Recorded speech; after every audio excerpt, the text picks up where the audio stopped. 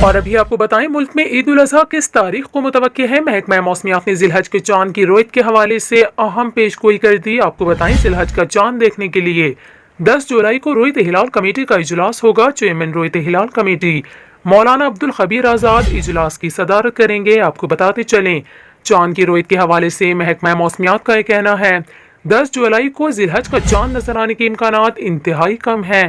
چاند نظر آنے کی صورت میں یکم ذی الحج 11 جولائی اور عید الاضحیٰ 20 جولائی کو ہو سکتی ہے، جبکہ 10 جولائی کو چاند نظر نہ آنے کی صورت میں یکم ذی الحج 12 جولائی اور عید الاضحیٰ 21 جولائی کو ہوگی۔ یہاں پر آپ کو یہ بھی بتائیں ماہرین فلکیات کا یہ بھی کہنا ہے امکان یہ ظاہر کیا جا رہا ہے کہ عید الفطر کی طرح پاکستان میں عید الاضحیٰ بھی خلیجی ممالک کے ساتھ ہی منائی جائے گی۔ آپ کو بتائیں خلیجی ممالک میں یکم ذی الحج 11 جولائی اور عید الاضحیٰ 20 جولائی کو ہونے کی پیش گوئی کی جا چکی ہے۔ ماہرین فلکیات کے مطابق سعودی عرب میں یوم عرفہ 19 جولائی بروز پیر کو ہونے کا امکان ہے۔